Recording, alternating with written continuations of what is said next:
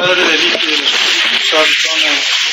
Amados hermanos en nuestro Señor Jesucristo, en este domingo 24 después de Pentecostés, decimos la misa del quinto domingo después de Epifanía.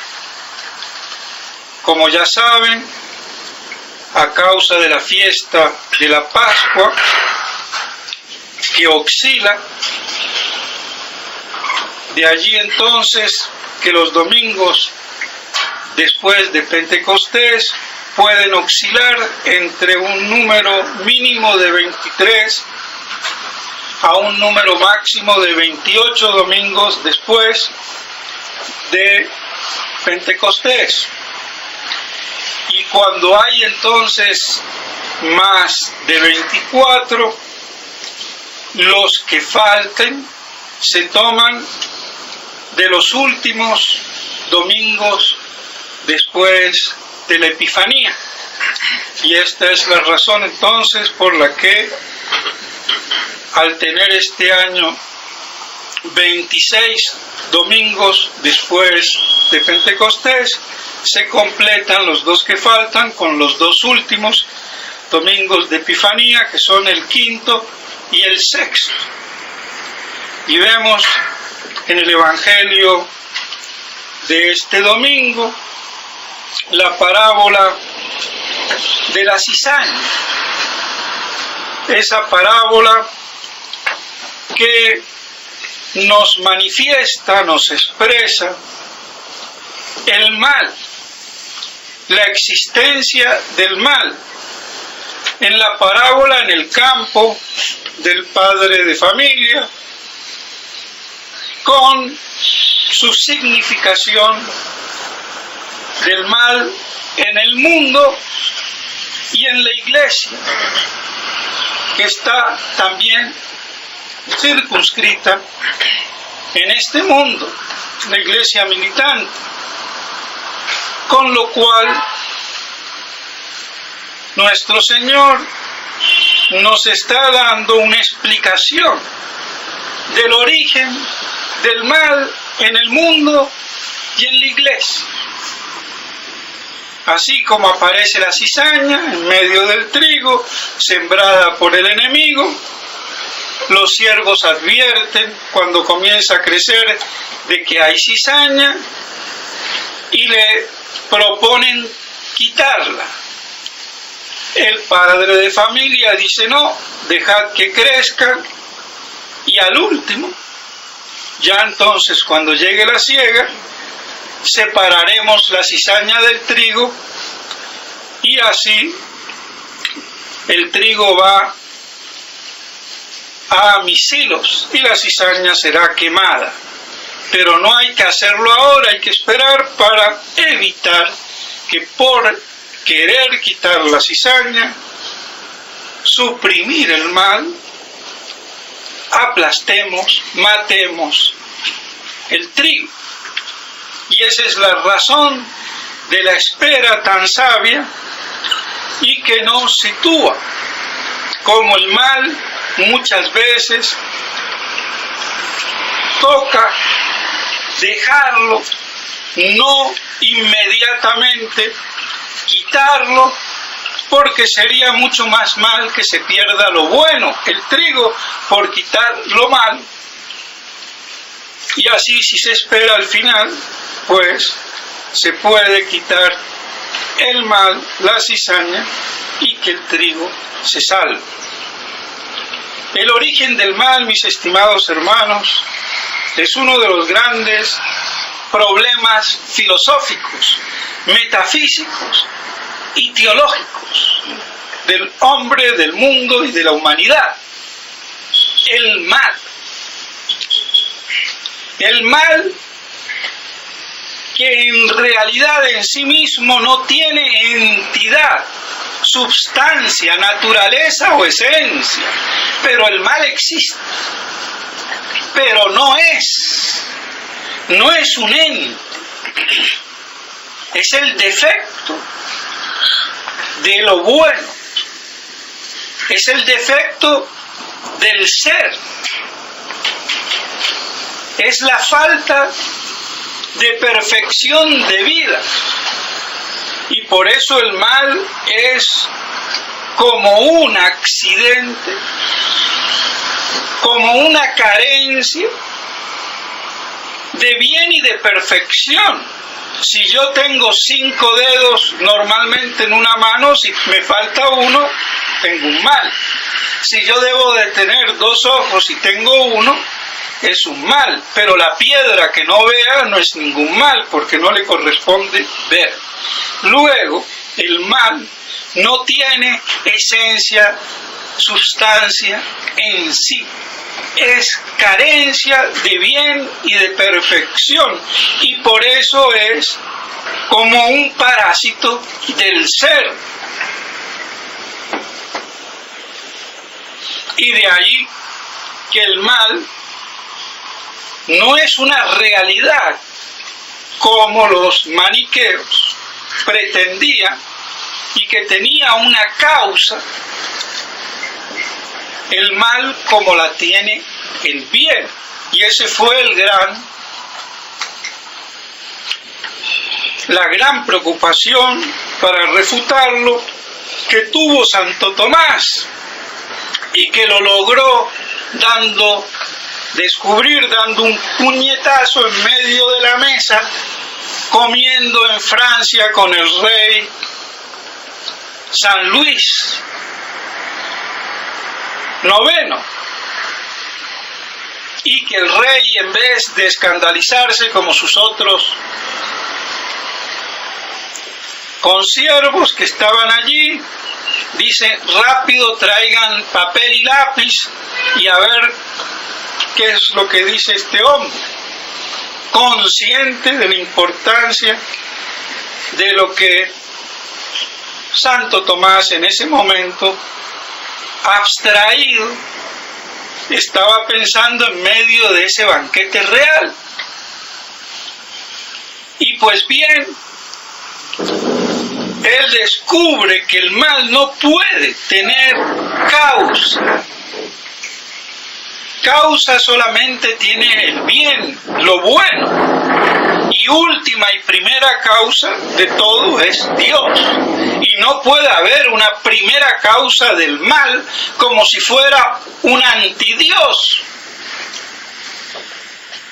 Porque no puede haber en el mal un principio del ser, cuando es una carencia del ser, es un defecto del ser, es una falta de ser, de vida. Y por eso el mal, entonces, como una garrapata, viene y se adhiere. Y así entonces, cuando no tengo la salud equilibrada, tengo una enfermedad. ¿Y cuántas no hay? Un desequilibrio, un desorden, porque el mal supone el bien, y el mal en sí mismo no es. Muerto el perro, se acabó la rabia.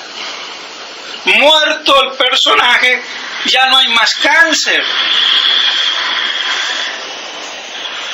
Con lo cual vemos que el mal es algo que requiere un sujeto bueno, sano, en el cual produce un trastorno, una falta, un desequilibrio, pero en sí mismo no es, pero existe como carencia, como imperfección y como mal que daña y destruye.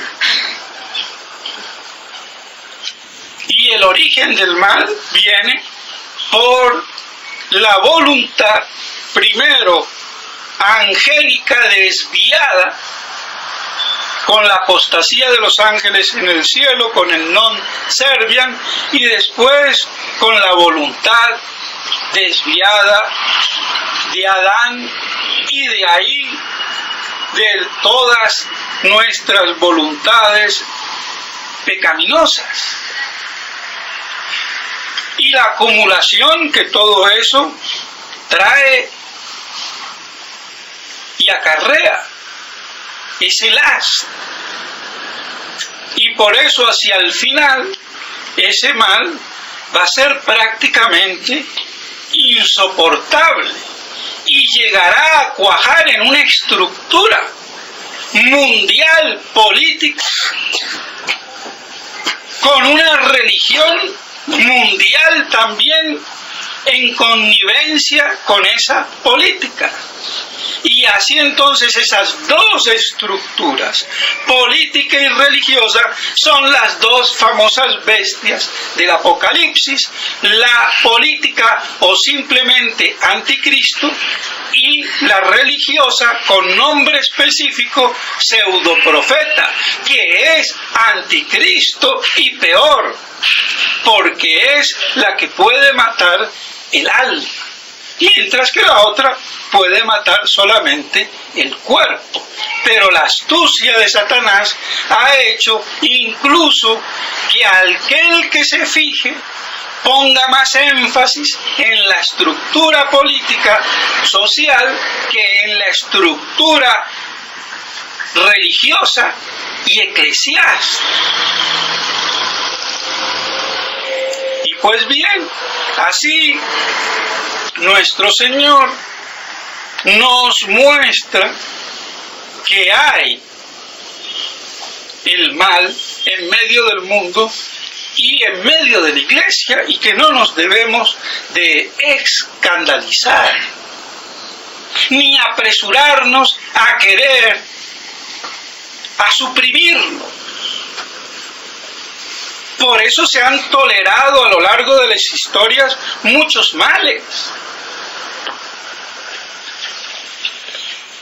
Incluso reyes santos como San Luis de Francia toleraba la prostitución, que es un mal, pero la toleraba. San Agustín decía: se suprime y va a haber un mal peor. Entonces el mal se tolera, pero hoy aberrantemente se le da derechos y se lo proclama como un derecho fundamental de la persona. Entonces toda la estupidez humana erigida en los derechos del hombre, y así las aberraciones de la expresión libre de la estupidez humana sin ley ni parámetro. Y vemos cómo en la moda impera eso, pero en el sumo grado. Lo que antes era aberrante, andar con los pelos de punta, hoy es moda.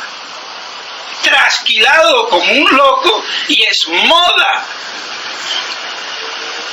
¿Y eso qué es? La estupidez socialmente proclamada de estar en consonancia. Las aberraciones de orden moral, que no me quiero poner a entrar en ellas, proclamadas derechos, peor que los animales.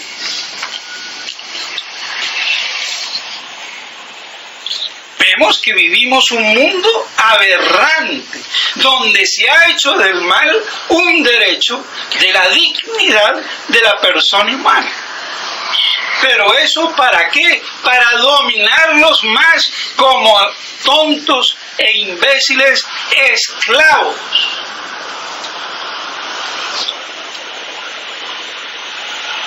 Y pues bien, no nos debe entonces extrañar, mis estimados hermanos, la existencia del mal, no solamente en el mundo, sino dentro de la misma iglesia.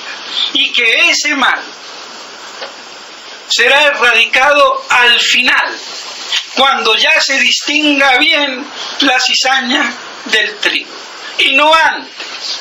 Y por eso Dios permite y Y no vamos a punta ni de rosarios ni de novenas suprimir la cizaña.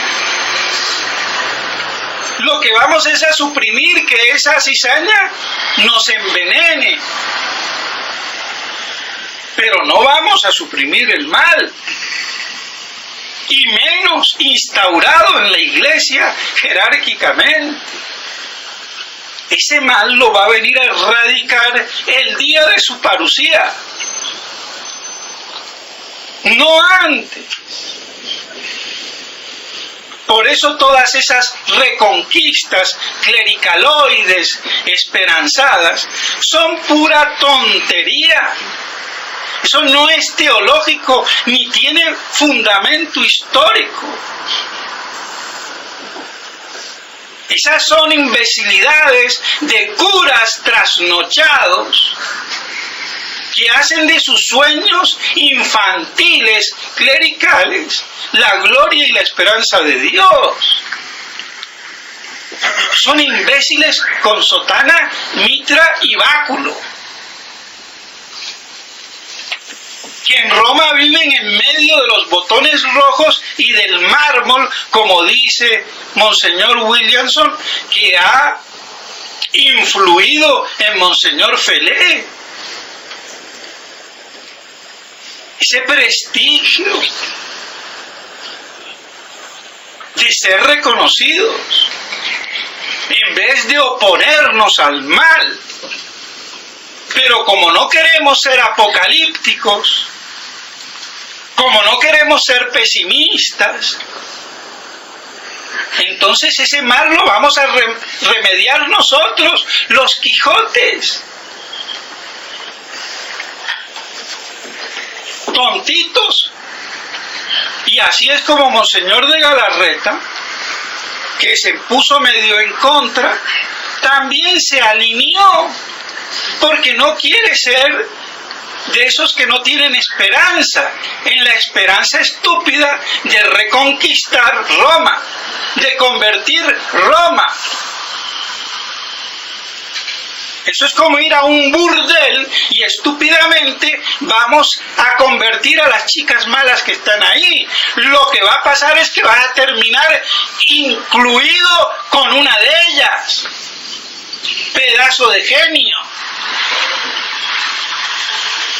Entonces, ante el mal, distancia, prudencia.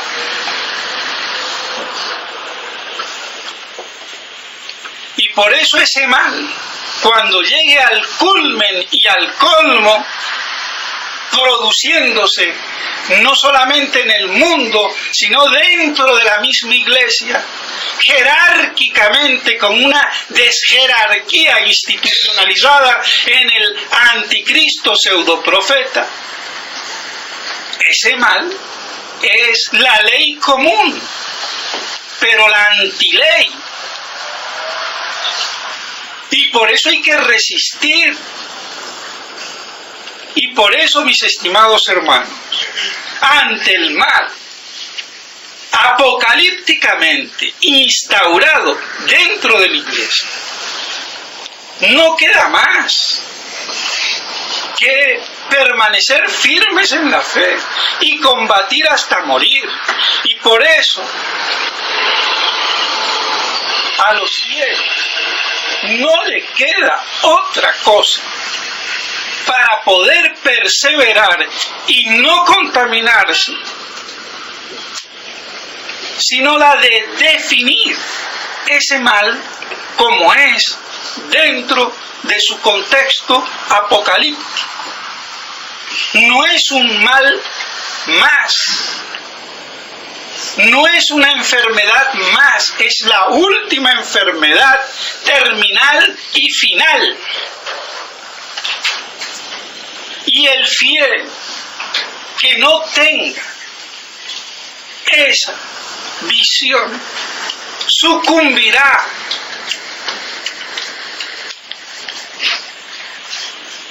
Y las pruebas de ello Ya lo dijo Sor Lucía en el año 57 al padre Fuentes.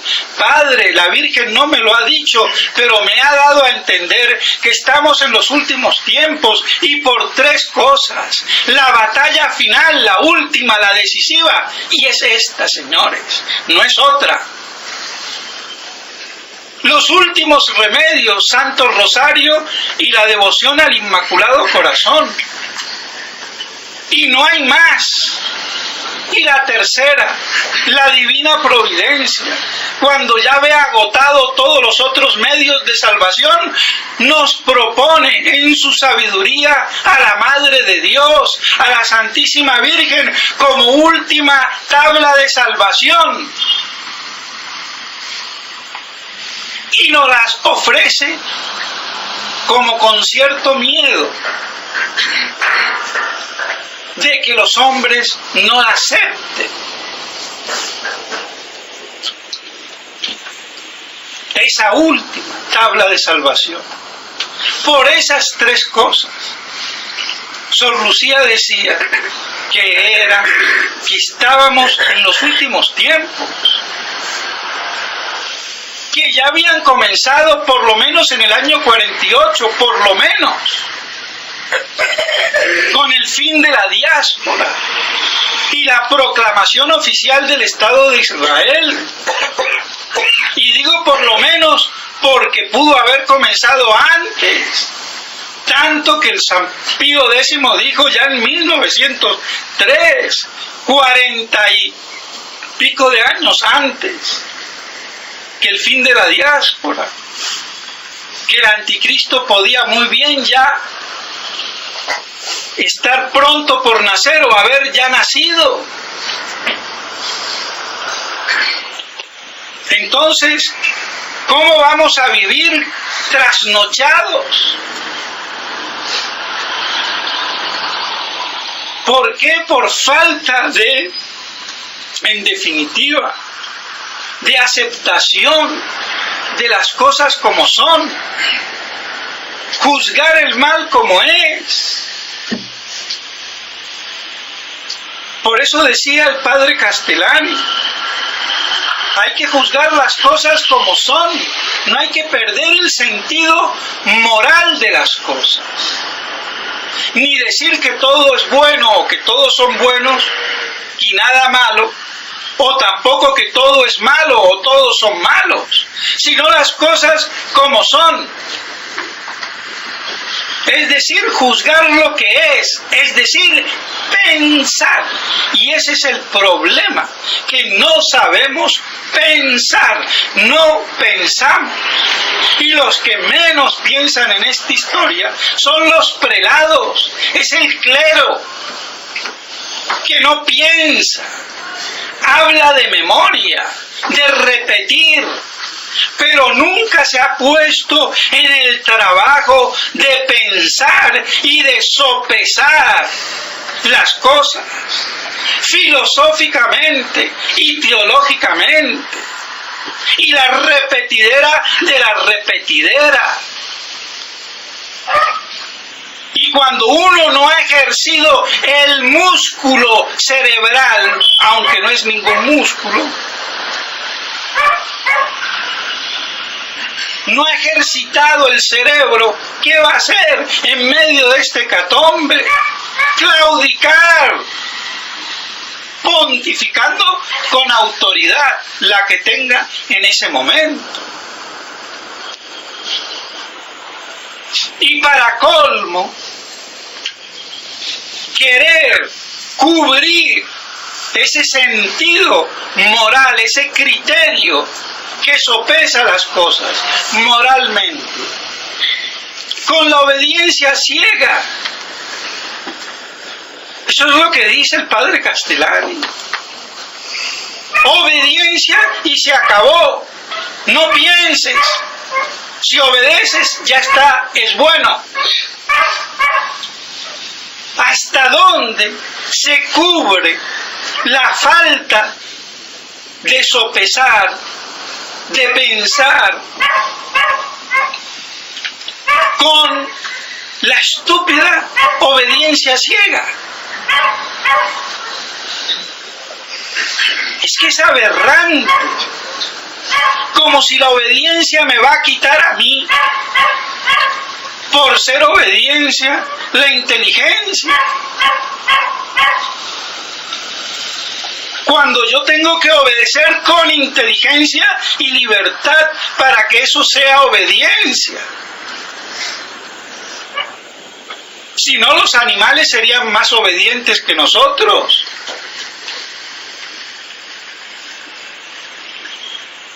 Nosotros tenemos que saber que actuamos conociendo las cosas con inteligencia y libertad, y por eso hay virtud, y cuando es malo hay entonces vicio.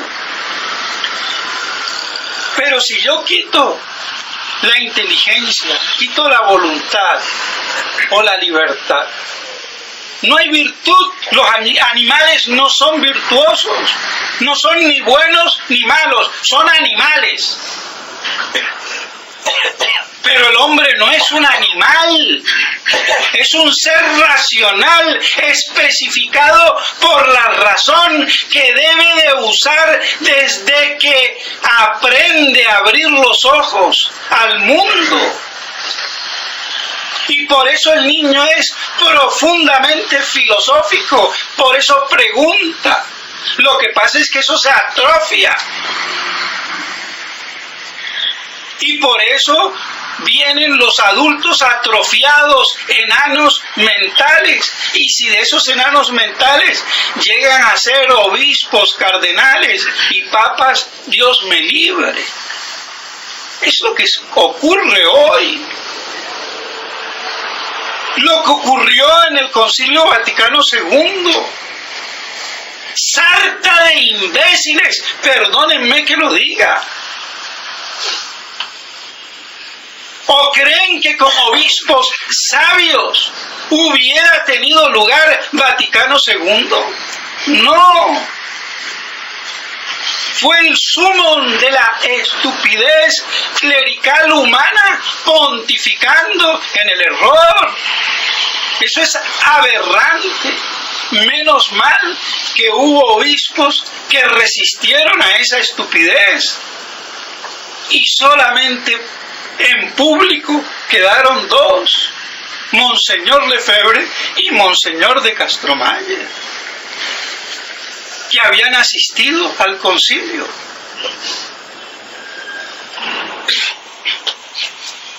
Es tremendo. ¿Y ahora qué vemos? El mismo desastre dentro de la fraternidad por la imbecilidad de Monseñor Felé, que ya el padre Trincado le dijo en su carta, renuncie. Monseñor Williamson le dice, renuncie. Y ya se lo había dicho yo antes, renuncie. Pero claro, como mi palabra no vale, pero ¿quién tenía razón?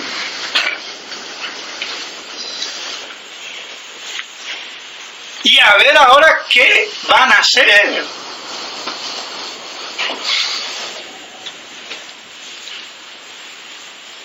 Por eso hay que bien pertrecharse. Esto es un combate tremebundo, final. No hay más. Y por eso Sor Lucía se lo dijo al padre Fuentes. Y quizás por eso, entre ese interín y los años 60, apareció otra Sor Lucía. Es otra cara, otra dentadura.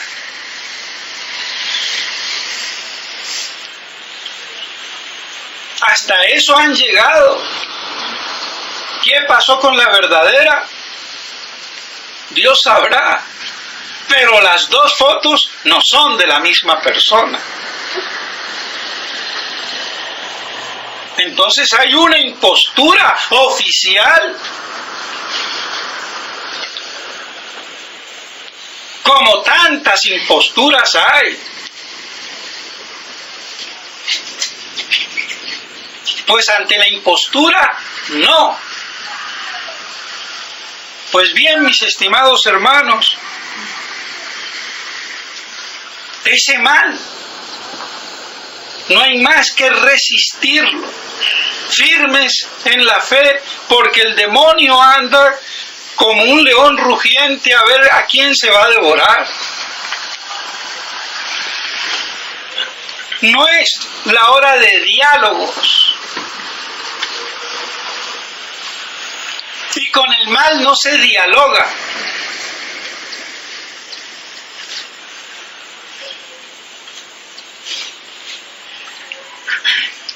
Pero así nos quieren ir minimizando y ir destruyendo para que no tengamos armas para poder resistir y querer cubrir todo con santa obediencia. El colmo. Pues bien, mis estimados hermanos, esperemos que por lo menos aquellos que como todos nosotros y muchos más que quizás nos conocemos, queremos permanecer firmes en la fe de la iglesia, de la única iglesia verdadera, que guarda la palabra de Cristo, que guarda el testimonio de Cristo. ¿Cuál es la palabra de Cristo? Su evangelio, su doctrina.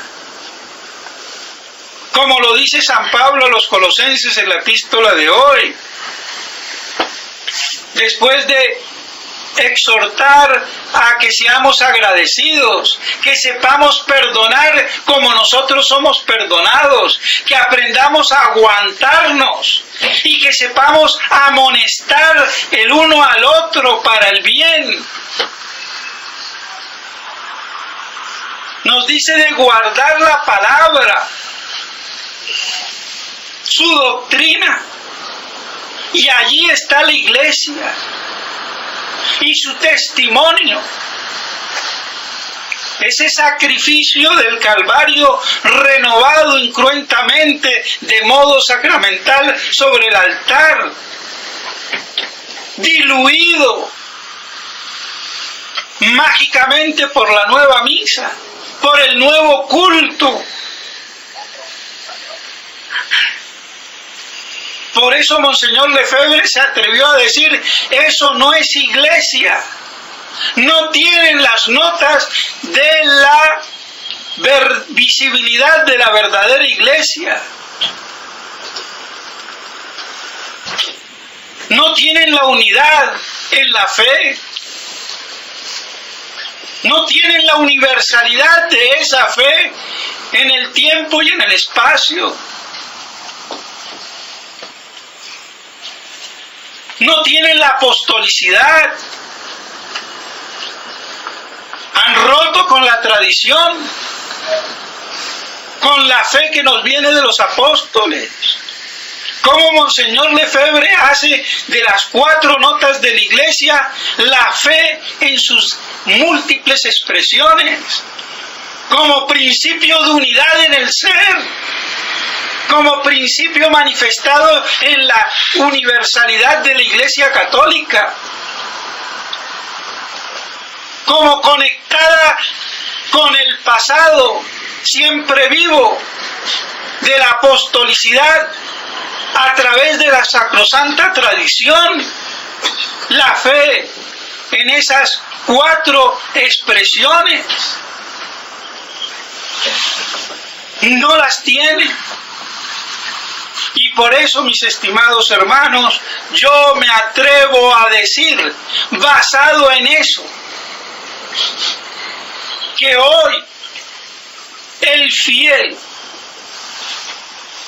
los sacerdotes, que no tengan identificado el mal que vivimos en esa estructura oficial de pseudo iglesia del anticristo o contra iglesia, sinagoga de Satanás, sucumbirá. Esa no es mi iglesia, no es la iglesia católica, apostólica y romana. Esa es la iglesia del anticristo, avisorado ya por Nuestra Señora en la Salet. Roma perderá la fe y será la sede del anticristo. Lo dijo Nuestra Señora en la Salet. Por duro e inconcebible que nos parezca, por haber sido como niños scout mal adoctrinados y cualquier cosita les escandaliza, como a las vírgenes bobas.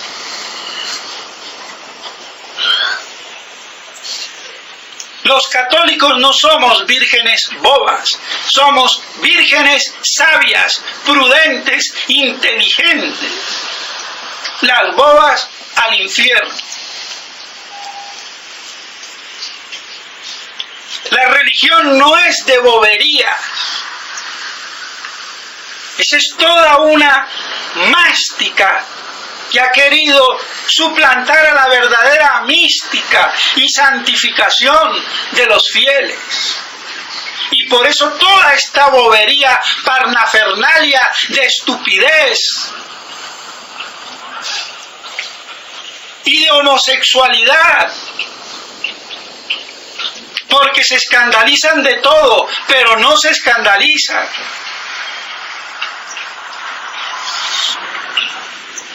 De toda esta homosexualidad espiritual y física.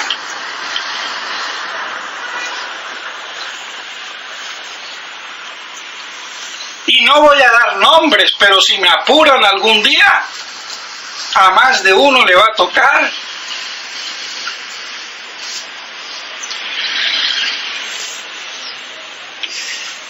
Y entonces lo que se produce es el escándalo farisaico. Al que dice la verdad, ese queda excluido. Es el colmo.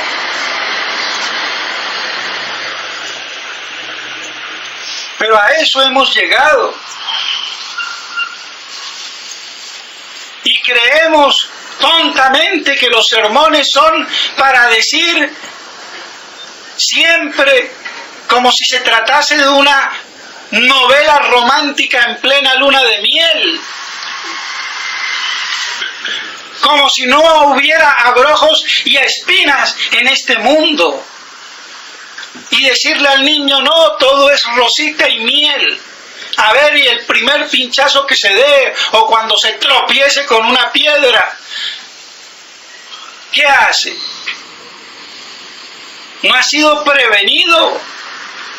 Por eso se decía antiguamente, los hombres, y tanto los hombres como las mujeres, se hacen a golpes. Y si no los preparamos para esos golpes, viene el problema. Por eso los sermones dominicales no son para hablar de florecitas. Esos son sermones de vírgenes bobas. Pero de todo eso hace mucho tiempo que venimos con ese lastre de falsa mística, espiritualidad, santidad y virtud. Y por eso quizás Dios ha permitido esta hecatombe, para que se caiga la máscara y se pruebe lo que es trigo y lo que es cizaña. Y el que esté de pie, de no enorgullecerse, ni creerse ni más ni mejor, porque Dios escoge para sí lo peor. Y por eso ya decía San Pablo, que ni digno era, pero que no haga que por su debilidad y su miserable libertad haga inválida, infructuosa la gracia que Dios le da, Por eso, mis estimados hermanos, debemos de entonces cooperar a esa gracia de Dios, para que se produzca la verdadera santidad, la verdadera virtud, y no toda esta máscara de moral de pacotilla o de moralina, como decía el padre Castellani, que por cierto, dicho sea de paso, hace poco me enteré que en un blog contaban un hecho, un relato del Padre Pío, ni más ni menos. Un amigo del colegio del padre Castellani, Santiago Grafiña, que tenía uno de los mejores viñedos en la Argentina, en San Juan, hombre rico, pudiente, que lo conoció en el colegio al padre Castellani, va a Europa y se confiesa con el padre Pío y le pregunta al padre Pío qué pensar del padre Castellani, y el padre Pío le dice: es un santo, hay que ayudarlo. ¿Cómo lo conoció el padre Pío? No sé, jamás lo habrá visto, no sé. Pero esa fue la respuesta. Y este hecho, contado por una nieta, que lo supo por tradición familiar. Y así fue como este Grafiña ayudaba de algún modo al padre, en medio de toda esa suma pobreza en la que vivió, prácticamente excomulgado de la compañía, de la iglesia y del mundo. Y por eso a veces se refleja como esa amargura terrible en el padre, porque vivió como un condenado en vida. Terrible. Como si hubiera sido un maldito de Dios, sin remisión. Es terrible. Pasó su noche oscura, y no durante 2 o 3 años, sino durante muchos años. Y esa es a veces la amargura que se puede verificar al leerlo, pero hay que entenderlo. Fue como si todo hubiera recaído sobre él, toda esta apostasía, antes de que explotara con Vaticano II. Y por eso fue un profeta de su tiempo, pero como todo profeta, es siempre considerado un loco. Pues bien, si el padre Pío dijo eso,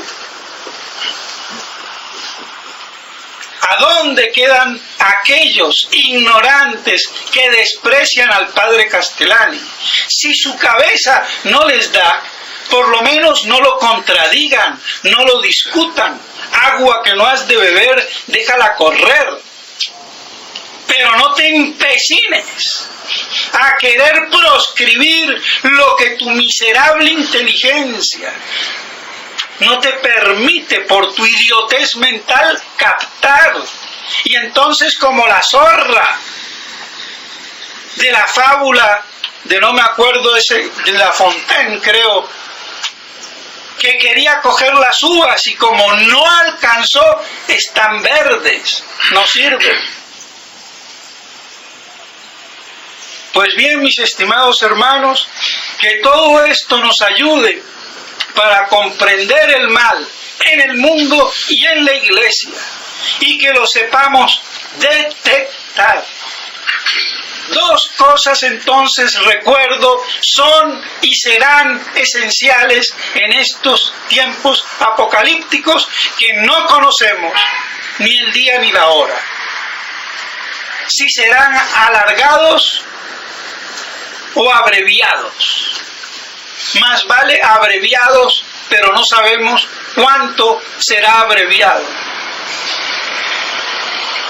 Pero que si no tenemos ese concepto de la crisis actual, apocalíptico, de la batalla final,